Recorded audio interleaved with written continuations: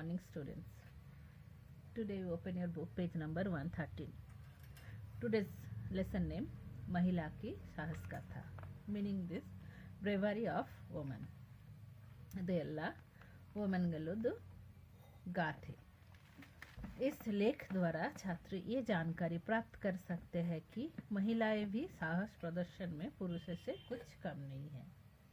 ಇದು ಸ್ಟೋರಿ ಆದಮೇಲೆ ನಮಗೆ ಗೊತ್ತಾಗುತ್ತೆ ಅದು ಮ್ಯಾನ್ ಜೊತೆ ವುಮನ್ ಬಿ ತಿರ್ಗಾ ತುಂಬ ಕೆಲಸ ಬ್ರೇವರಿ ಕೆಲಸ ಮಾಡೋಕ್ಕೆ ಅವ್ರಿಗೇ ಬರುತ್ತೆ, ಅವ್ರನ್ನೇ ಹಿಂದೆ ಇರಲ್ಲ, ಮುಂದೆನೇ ಇದೆ. विचेंद्री पाल इस विचार का एक निदर्शन है. इधे स्टोरी विचेंद्री बग्गने इवरने विचेंद्री पाल फुल स्टोरी और बग्गने ಹೆಂಗೆ ಅವರು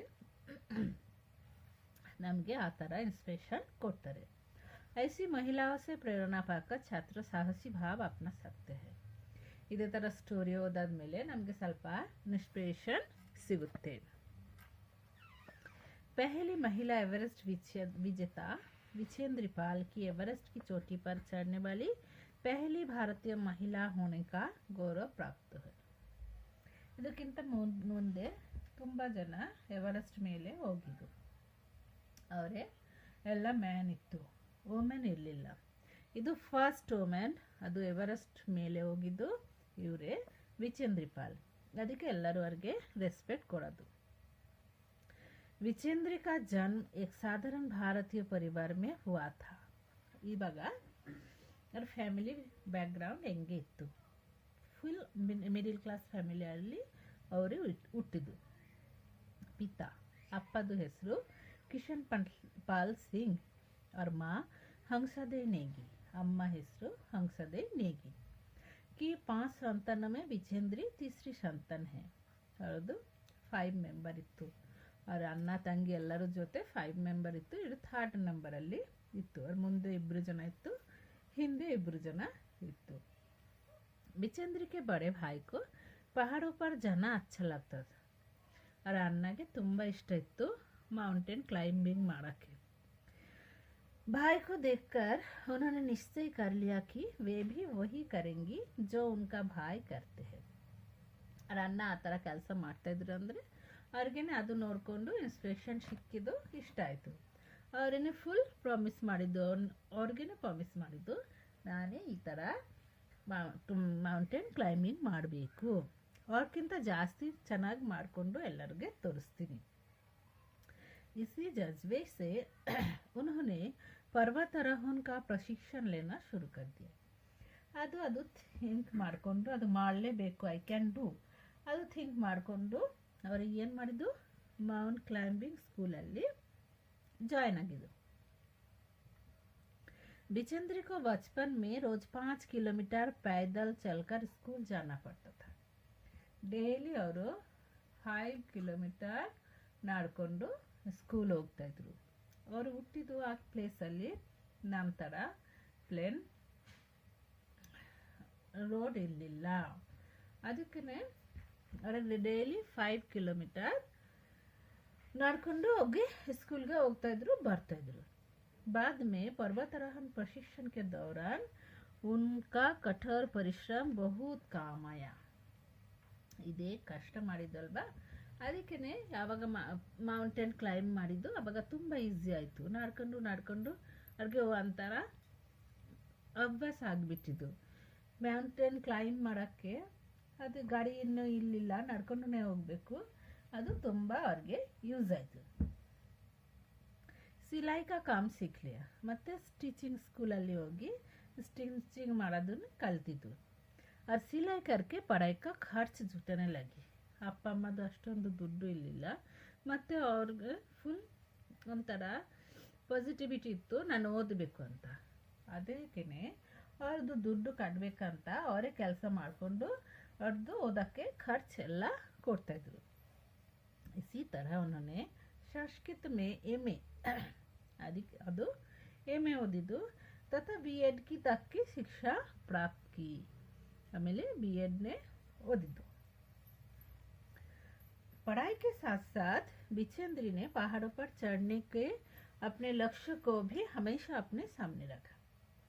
ಓದೋದ್ರ ಜೊತೆ ಅದು ಸ್ಕೂಲ್ಗೆ ಡೈಲಿ ಟ್ರೈನಿಂಗ್ ತಗೋತಾ ಇದ್ರು. इसी दौरान बिचेंद्री ने कालानग फास्ट होगिದ್ದು ಈ माउंटेन ಅಲ್ಲಿ पर्वत की चढ़ाई की. सन 1982 में उन्होंने गंगोत्री ग्लेशियर ಅದು ಒಂದು 6672 ಮೀಟರ್ ಅದು ಅಷ್ಟು ಉದ್ದ ಅಲ್ಲಿನೇ ಹೋಗಿದ್ದು. ತಥಾ ರೂಟ್ ಗೇರೋ ಇದು ಒಂದು ಹೆಸರು 5819 ಮೀಟರ್ ಅಲ್ಲಿನೇ ಹೋಗಿದ್ದು. की चढ़ाई की जिससे उनमें आत्मविश्वास और बढ़ा. ಆಮೇಲೆ ಅವ್ರಿಗೆ ತುಂಬ ಕಾನ್ಫಿಡೆನ್ಸ್ ಬಂತು. ಇವಾಗ ನಾನು ಅದಕ್ಕಿಂತ ಮೇಲೆ ಮೌಂಟೇನ್ಗೆ ಕ್ಲೈಂಬ್ ಮಾಡ್ಬೋದು.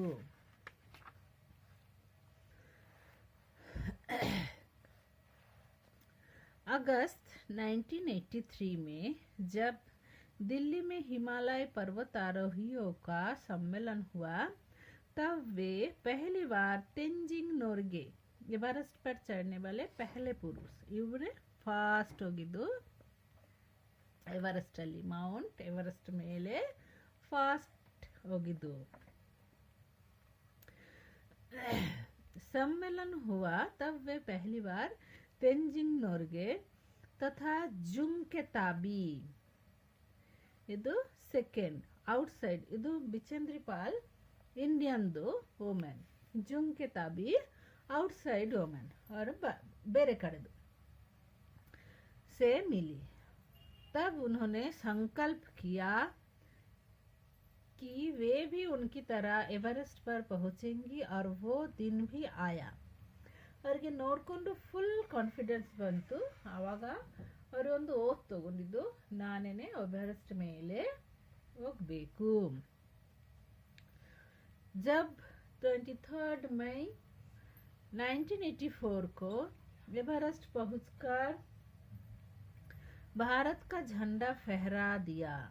ಆಮೇಲೆ ಅವರೇ ಯಾವಾಗ ಹೋಗಿದ್ದು 23 ಮೇ 1984 ಅದು ನೋಡಿಕೊಂಡು 1984 ಅಲ್ಲಿ ಎವರೆಸ್ಟ್ ಮೇಲೆ ಹೋಗಿ ನಮ್ಮದು ಇಂಡಿಯಾದು ಫ್ಲ್ಯಾಗ್ ಅಲ್ಲಿ ಇಕ್ಕಿದ್ದು. उस समय उनके साथ पर्वतराही अंग दोर्जी भी थे और ಜೊತೆ ಬೇರೆ ಒಂದು ಜನ ಇತ್ತು. ಅದು ಹೆಸರು अंग दोर्जी.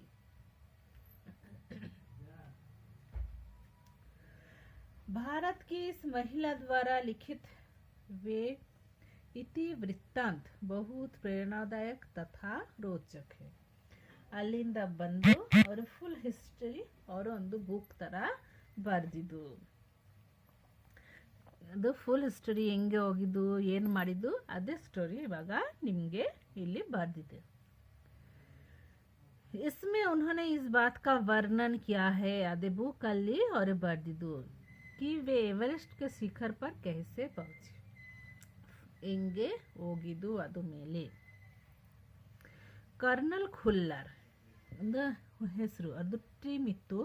ಅದು ಟೀಮ್ದು कर्नल ಇತ್ತು खुल्लर. साउथ कल तक की चढ़ाई के लिए 3 शिखर दलों के 2 समूह बना लिया. ಅದು ಈ ತರ ಒಂದು ಈ ತರ ಒಂದು ಈ ತರ ಒಂದು 2 समूह मीन 2 ग्रुप. मैं सुबह 4 बजे उठ गई. ಬೆಳಗ್ಗೆ 4 o'clock ನಾನು ಎದ್ದೊಡಿದ್ವಿ. ಬರ್ಫ್ ಪಿಗ್ಲಾಯಿ ಮೌಂಟ್ ಎವರೆಸ್ಟ್ ಅಂದರೆ ಹಿಮಾಲಯ ಅದು ಒಂದು ಅದು ಪಾರ್ಟ್ ಅಲ್ಲಿ ಫುಲ್ ಐಸ್ ಇರುತ್ತೆ. ವಾಟರ್ ಥರ ಏನೂ ಇರಲ್ಲ. ಅದಕ್ಕೆ ಏನು ಮಾಡಿದ್ದು ಬರಫ್ ಪಿಗ್ಲಾಯಿ ಅದು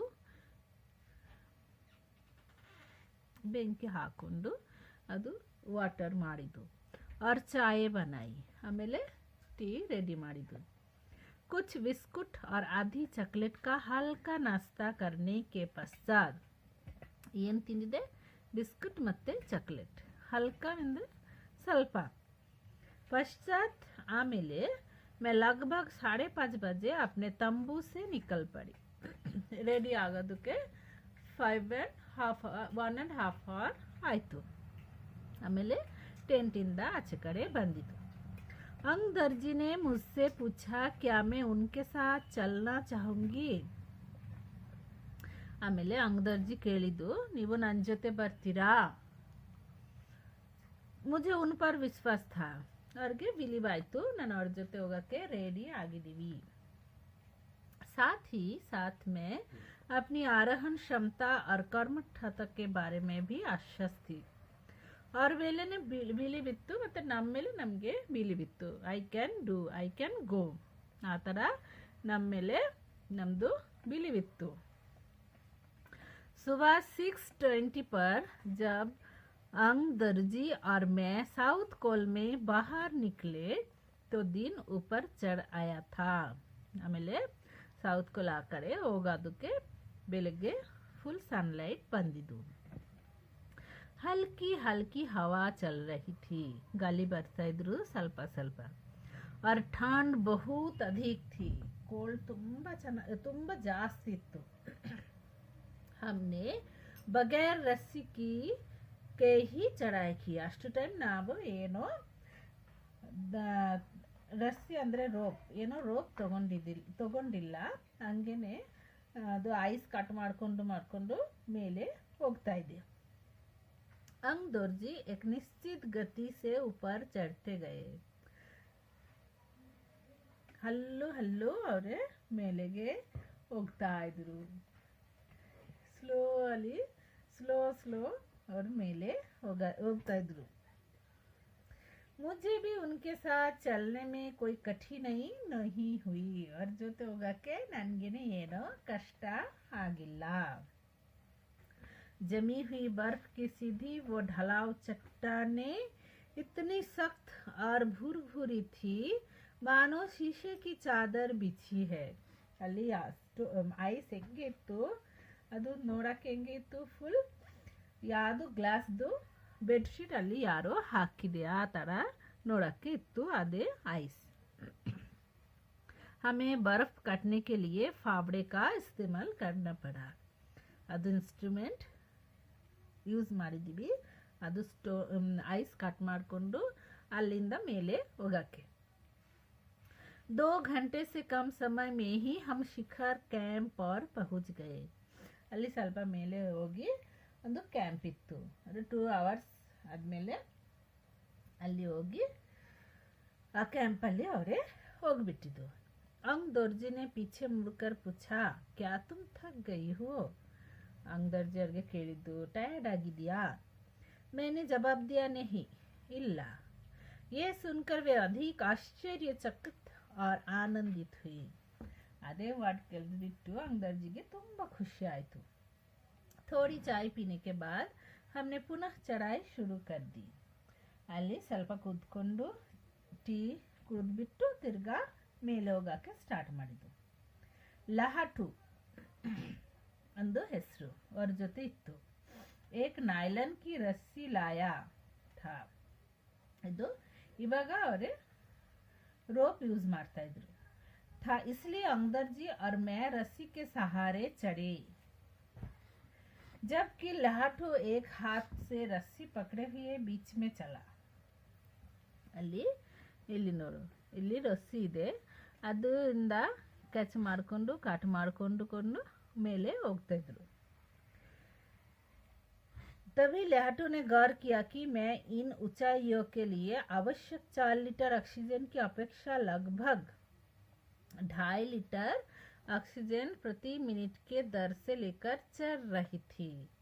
ಅವ್ರ ಹತ್ರ ಆಕ್ಸಿಜನ್ ಇರುತ್ತೆ, ಮೇಲೆ ಆಕ್ಸಿಜನ್ ಜಾಸ್ತಿ ಇರಲ್ಲ. ಆಕ್ಸಿಜನ್ ಬೇಕು, ಅದಕ್ಕೆ ಒಂದು ಆಕ್ಸಿಜನ್ ಸಿಲಿಂಡರ್ ಬ್ಯಾಕ್ ಸೈಡಲ್ಲಿ ಇರುತ್ತೆ.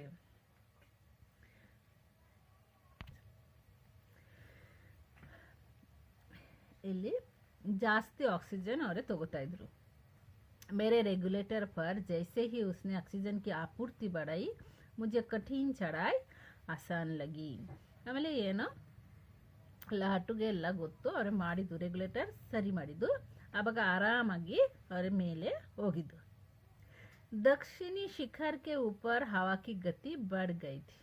ಎಷ್ಟು ಮೇಲೆ ಹೋಗ್ತಾ ಇದ್ರು, ಗಾಳಿ ಜಾಸ್ತಿ ಬರ್ತಾ ಇದ್ರು. ಆವಾಗ उस ऊंचाई पर तेज हवा के झोंके भूरे बर्फ के कणों के चारों तरफ उड़ा रहे थे, जिससे कुछ दिखाई नहीं दे रहा था. ಗಾಳಿ ಜೊತೆನೆ ಐಸ್ ಬರ್ತಾ ಇದ್ರು. ಎಷ್ಟು ಜೋರಾಗಿ ಬರ್ತಾ ಇದ್ರು ಏನೋ ಕಾಣ್ತಾನೆ ಇರಲಿಲ್ಲ. मैंने देखा कि थोड़ी दूर तक कोई ऊंची चढ़ाई नहीं है. ಆಮೇಲೆ ಎಲ್ಲಿ ಸ್ವಲ್ಪ ನಿಂತ್ಕೊಳಕ್ಕೆ ಜಾಗ ಇರಲ್ಲ, ಫುಲ್ ಸ್ಟ್ರೇಟ್ ಆಗಿ ಹೋಗಿದೆ. ढलान एकदम सीधी नीचे चली गई, फुल डायरेक्ट ಕೆಳಗಡೆ ಬಂದಿದೆ. मेरी सांस मानो एकदम रुक गई थी. ಆವಾಗ ನನಗೆ ಭಯ ಆಯಿತು. ಒನ್ ಟೈಮ್ ಏನೋ ಸ್ಲೀಪ್ ಆಗಿದೆ ಅಂದರೆ ಡೈರೆಕ್ಟ್ ಕೆಳಗಡೆ ಬಂದು ಫುಲ್ ಸ್ವರ್ಗಗೆ ಹೋಗಬೇಕು. मुझे लगा कि सफलता बहुत नज़दीक है. ಆಮೇಲೆ ಖುಷಿನೇ ಆಯಿತು. ಫಸ್ಟ್ ನಾನು ಮೇಲೆ ಬಂದುಬಿಟ್ಟಿದ್ದೀವಿ. 23 मई 1984 के दिन दोपहर के 1:07 पर मैं एवरेस्ट की चोटी पर खड़ी थी. अब 1 hour 7 minutes that time I am on this top. Everest की चोटी पर पहुंचने वाली मैं प्रथम भारतीय महिला थी और इन्हें फर्स्ट इंडियन वुमेन. ಅದಕ್ಕೆ ನನಗೆ ತುಂಬ ಖುಷಿ ಆಯಿತು. ನಾನೇ ಫಸ್ಟ್ ಇಂಡಿಯನ್ ವುಮೆನ್, ನಾನು ಕ್ಲೈಂಬ್ ಮಾಡಿದ್ದೀನಿ ಎವರೆಸ್ಟ್ ಮೇಲೆ. ಫಸ್ಟ್ ಅದು ಹೊರದು ಮುಂದೆ ಹೋಗಿದ್ದು ಜುಮ್ಕೆ ताबी. एवरेस्ट की चोटी पर इतनी जगह नहीं थी कि 2 व्यक्ति साथ साथ खड़े हो सके. फुल ಮೇಲೆ ಎರಡು ಮೆಂಬರ್ ಜೊತೆಗೆ ನಿಂತ್ಕೊಳ್ಳೋಕ್ಕೆ ಆಗಲ್ಲ. चारों तरफ हजारों मीटर लंबी सीधी ढलान को देखते हुए हमारे सामने मुख्य प्रश्न सुरक्षा का था. ಆಮೇಲೆ ಹೋಗಿ ನಮಗೆ ಸೆಕ್ಯೂರಿಟಿ ಏನೂ ಇರಲ್ಲ. ಒನ್ ಟೈಮ್ ಇಲ್ಲಿಂದ ಬಿತ್ತೀನಿ ಅಂದರೆ ಸ್ಲೀಪ್ ಆಗುತ್ತೆ ಅಂದರೆ ಡೈರೆಕ್ಟ್ ಕೆಳಗಡೆ ಹೋಗಬೇಕು. हमने फावड़े से पहले बर्फ की खुदाई कर अपने आप को सुरक्षित रूप से स्थिर किया. ಅಲ್ಲಿ ಸ್ವಲ್ಪ ಮೇಲೆ ಕಾಟ್ ಮಾಡಿಕೊಂಡು ಪ್ಲೇನ್ ಮಾಡಿಕೊಂಡು ಅವರೇ ಅಲ್ಲಿ ಕರೆಕ್ಟಾಗಿ ನಿಂತ್ಕೊಂಡಿದ್ದು. इसके बाद में अपने घुटनों के बल बैठी. ಆಮೇಲೆ ಹೇಳ್ತಾ ಇದ್ದಾರೆ ನಾನು ನೀಲ್ ಡೌನ್ ಮಾಡಿದ್ದೀವಿ. घुटनों बल बैठी ಅಂದರೆ ನೀಲ್ ಡೌನ್ ಮಾಡೋದು. बर्फ पर अपने माथे को लगाकर मैंने सागर माथे के ताज का चुंबन किया. ಆಮೇಲೆ ಅವರು ಪೂಜೆ ಮಾಡಿದ್ದು. ಅದೇ ಹೋಗಿದ್ದೆ ಗಾಡ್ಗೆ ಸ್ವಲ್ಪ ಪೂಜೆ ಮಾಡಬೇಕು, ಅದಕ್ಕೆ ಅಲ್ಲಿ ಹೋಗಿ ನೀಲ್ ಡೌನ್ ಮಾಡಿಕೊಂಡು ಪೂಜೆ ಮಾಡೋಕ್ಕೆ ಸ್ಟಾರ್ಟ್ ಮಾಡಿದ್ದು. बिना उठे ही मैंने अपने थैले से हनुमान चालीसा और दुर्गा माँ का चित्र निकाला और जोते हनुमान चालीसा बुक और दुर्गा माँದು ಒಂದು ಫೋಟೋ ತಗೊಂಡು ಹೋಗಿದ್ದು. ಅದು ಓಪನ್ ಮಾಡಿದ್ದು. मैंने इन्हें अपने साथ लाए लाल कपड़े में लपेटा और छोटी सी पूजा करके इनको बर्फ में दबा दिया. ಆಮೇಲೆ ಅದು ರೆಡ್ ಒಂದು ಕ್ಲೋತಲ್ಲಿ ಫುಲ್ ಅವ್ರಿಗೆ ಕವರ್ ಮಾಡಿಕೊಂಡು ಐಸ್ ಕೆಳಗಡೆ ಹಾಕಿದ್ದು.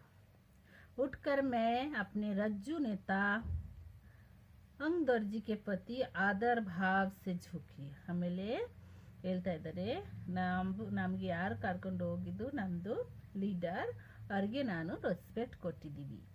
उन्होंने मुझे गले लगाया. ಅವರನ್ನು ನನಗೆ ಹಗ್ ಮಾಡಿದ್ದು, ಕಾಂಗ್ರೆಟ್ಸ್ ಮಾಡಿದ್ದು. कुछ दूर बाद सोनम पुलजार पहुँचे. ಆಮೇಲೆ ಅವ್ರ ಹಿಂದೆ ಹಿಂದೆ ಬರ್ತಾ ಇದ್ರು. ಅವ್ರದ್ದು ಹೆಸರು सोनम पुलजार पहुँचे और उन्होंने फोटो लिए. ಆಮೇಲೆ फोटो तಗೊಂಡಿದ್ದು. इस समय एक लहाटू ने हमारे नेता को एवरेस्ट पर पहुंचने की सूचना दे दी थी. ಅಲ್ಲಿಂದ ವಾಕಿ ಟೋಕಿ ಇಂದ ಕೆಳಗಡೆ ನ್ಯೂಸ್ ಕೊಟ್ಟಿದ್ದು. तब मेरे हाथ में वाकी टकी दिया गया. ಆವಾಗ ವಿಚೇಂದ್ರಿಗೆನೆ ಅದು ವಾಕಿ ಟೋಕಿ ಮಾತಾಡಕ್ಕೆ ಕೊಟ್ಟಿದ್ದು. कर्नल खुल्लन ने मुझे बधाई दी और बोले देश को तुम पर गर्व है. ಆಮೇಲೆ ಅದು कर्नल खुल्लर ಹೇಳಿದ್ದು, congratulation, everyone respect you, your country will respect you. हमने शिखर पर 43 मिनट व्यतीत किए. ಆಮೇಲೆ ಅಲ್ಲಿ और 43 मिनट इತ್ತು. और अपनी वापसी यात्रा 1:55 पर आरंभ की. ತಿರ್ಗಾ ಕೆಳಗಡೆ ಬರಕ್ಕೆ ಅವರೇ स्टार्ट ಮಾಡಿದ್ರು. अंग दर्जी और मैं साउथ कोल पर सायं 5 बजे तक इवनिंग 5 o'clock ಅಲ್ಲಿ ಕೆಳಗಡೆ ಬಂದಿದ್ದು. सबने साउथ कोल से शिखर तक और वापस साउथ कोल तक की यात्रा रुकने सहित पूरे 10 घंटे 40 मिनट के अंदर पूरी करने पर बधाई दी. ಅಲ್ಲಿ ಮೇಲೆ ಹೋಗೋದಕ್ಕೆ ಮೇಲೆಯಿಂದ ಕೆಳಗಡೆ ಬರೋಕ್ಕೆ ಅವ್ರಿಗೆ ಟೈಮ್ ಎಷ್ಟು ಸಿಕ್ಕಿದ್ದು 10 hours 40 minutes. ಅವ್ರ ಟೈಮ್ ತೊಗೊಂಡಿದ್ದು 10 hours 40 minutes. ಅದಕ್ಕೆ ಎಲ್ಲರೂ ಅವ್ರಿಗೆ ಕಂಗ್ರಾಟ್ಸ್ ಮಾಡಿದ್ದು. मैं जब तंबू में घुस रही थी मैंने मेजर कुमार को ಇದು ಒಂದು ಹೆಸರು ಅವರೇನೆ ಅದು ಲೀಡರ್ कर्नल खुल्लर से वायरलेस पर बात करते सुना. आप विश्वास करें या ना करें श्रीमान, बिचेंद्री पाल केवल 3 घंटे में ही वापस आ गई है और वो उतनी ही चुस्त दिख रही है जितनी भी वो आज सुबह चढ़ाई शुरू करने से पहले थे. ಏನು ಹೇಳ್ತಾ ಇದ್ರು, ಬಿಚಂದ್ರಿ ಟೇಕನ್ ಓನ್ಲಿ 3 hours. ಅದೇ 3 hours ಅಲ್ಲಿ ಅವರು ತಿರ್ಗಾ ವಾಪಸ್ ಬಂದಿದ್ದು.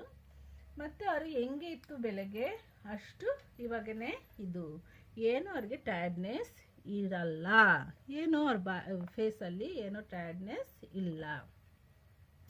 मुझे पर्वतारोहण में श्रेष्ठता के लिए भारतीय पर्वतारोहण संघ का प्रतिष्ठित स्वर्ण पदक तथा अन्य अनेक सम्मान और पुरस्कार प्रदान किए गए हैं.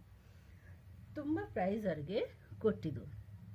श्रेष्ठता के लिए संघ का प्रतिष्ठित स्वर्ण पदक गोल्ड मेडल तथा अन्य अनेक सम्मान ಅದು ಜೊತೆ ತುಂಬ ಅವ್ರಿಗೆ ಮೆಡಲ್ ಮತ್ತು ದುಡ್ಡು ಎಲ್ಲ ಅವ್ರಿಗೆ ಕೊಟ್ಟಿದ್ದು. और ಜೊತೆ पद्मश्री और प्रतिष्ठित अर्जुन पुरस्कार की घोषणा की गई. ಅದನ್ನೇ ಅವ್ರಿಗೆ ಕೊಟ್ಟಿದ್ದು. सबके आकर्षण और सम्मान का केंद्र होना मुझे बहुत अच्छा लगा. ಆಮೇಲೆ ಹೇಳ್ತಾ ಇದ್ದಾರೆ, ಎಲ್ಲರೂ ನಮ್ಮ ಹೆಸರು ಇವಾಗ ಹೇಳ್ತಾರೆ, ಅದು ನಮಗೆ ತುಂಬ ಇಷ್ಟ ಆಗುತ್ತೆ, ತುಂಬ ಖುಷಿ ಆಗುತ್ತೆ.